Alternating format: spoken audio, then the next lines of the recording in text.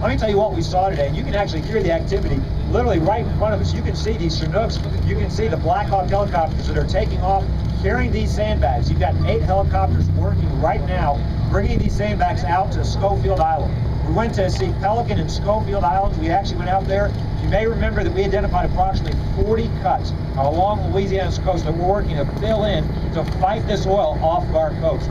Now, let me be clear, we're in a battle, we're in a war to keep this oil out of our wetlands, off of our coast. We're going to do everything we can to keep this oil out of these marshes so that it doesn't do even more damage to our marine life, to our wildlife, to this very important ecosystem. One of the strategies that we're employing are these airdrops. Literally, the helicopters behind us, every one of those bags they're carrying are 2,000-pound bags of sand. On Pelican Island, they filled in 8 gaps today. We started this over 4 weeks ago. They filled in, on Pelican Island alone, they've already filled in 8 gaps. On Schofield Island, they've identified 6 gaps. They're filling in 3 gaps as we speak, the 3 largest gaps. Then they will turn their attention to 3 smaller gaps, and they fill those 3 large gaps as well. They've already dropped over 3,000 sandbags on Schofield Island as well. To give you an idea of what that means, over 14 million pounds of sand have been dropped on those 2 islands alone to help fill in those gaps to keep the oil out of the interior of our coast. The reason that's so important, if you look at Louisiana's coast, you look at these barrier islands like Schofield and Pelican Island, the Chandeliers, you look at Grand Isle, you look at these islands all along our coast, we don't want to see a drop of oil along any one of our islands, along any part of our coast. But we would much rather fight this oil on a barrier island, much rather fight this oil out 15 to 20 miles from our coast than have this oil come inside the 7,000 miles of our shoreline and further deteriorate and attack one of America's most important ecosystems. Indeed, this coast is home to 30% of the nation's fisheries right off this coast. That's why it is so important to fight this oil off of our coast. Our National Guard are doing several other missions in addition to what they're doing here today. But here today, you got 8 helicopters. I want to thank, it is a mission being led by the Louisiana National Guard, supplementing their resources of private contractors. We asked for helicopters, and we've gotten helicopters from other states, including Florida, Mississippi, Illinois, Missouri. I want to thank them for their assistance. I tell you, these states and other states have always helped us. We've always helped other states, whether it's through hurricanes or other disasters, through a system called EMAC. I want to thank those governors, thank those National Guards units as well for their lending us their specialized equipment and assistance. In addition to this, National Guard's also out today putting out tiger dams. They've done over 7 miles here in Plaquemines Parish, over 7 miles in process of being done on Grand Isle, over 2,000 feet in process of being done on Elmer's Island. They're doing HESCO baskets. They're doing several different projects to help protect our coast from this oil. Let me give you some specific updates, both on what the National Guard is doing as well as some other projects we're doing to continue to protect our coast. There are 14 projects here to give you an idea of what that means for our coast. If you look at Thunder Bayou, we have closed in 5 gaps on Thunder Bayou.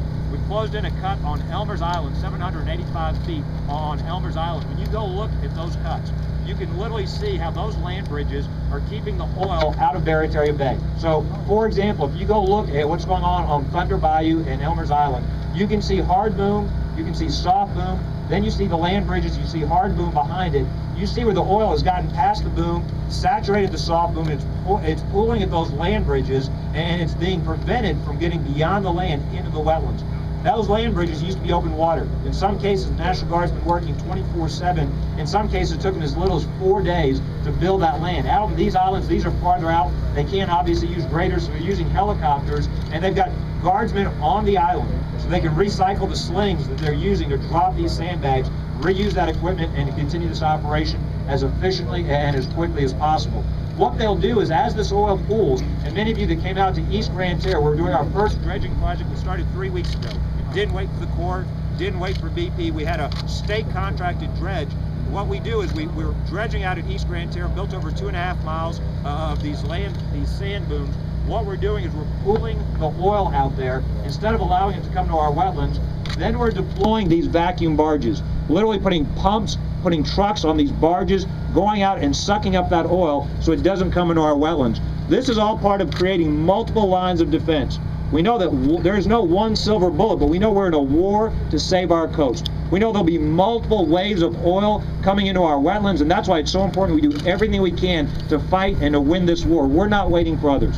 When there was no detailed plan, Louisiana Parish leaders put together a detailed plan. When there wasn't enough boom, we came up with the idea to use jack-up barges to deploy that boom more quickly and efficiently. When the boom that they promised didn't come, we came up with a plan for sand dredging. And when they told us that they had to let that oil sit there, we came up with a plan for the vacuum pumps on the barges. And today you see another example of Louisiana ingenuity, whether it's sandbagging, HESCO baskets, tiger dams. We're going to do whatever we can to protect our coast. So in addition to the missions out here today, the guardsmen in Plaquemines Parish are also putting sandbags in 6 locations to reinforce the retention levee that stretches from Myrtle Grove. That they've ranged from 10 to 70 feet in length, over 3.5 feet in depth. They completed 2 out of the 6 sites yesterday. They're working on those. Those are obviously smaller sandbags than what you're seeing being lifted by those helicopters.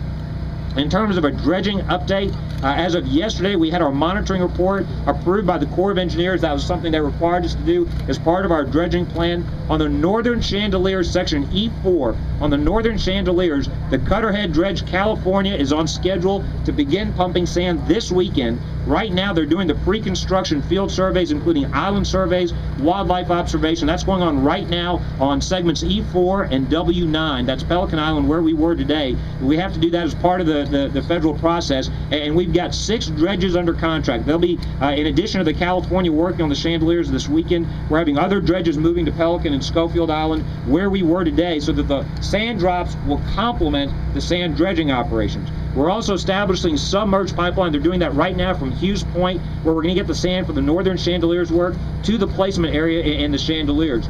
We've asked the Corps to do a couple of things to help us speed up the dredging project. One, we've asked them to allow us to borrow sand closer to the destination site and allow us to replace it within 3 weeks. Secondly, we've asked them, when they do their own dredging, instead of dumping that dredging spoils out on the outer continental shelf, just throwing it away, we've asked them to allow us to use those dredging spoils to build our islands, especially in the Barry Bay. It would save time, it would be more cost efficient. So we've asked the Corps, we've made a 3rd request for them to release dredges. They are working with us to do that. We've got 2 outstanding requests to the Corps to help us to move even more quickly.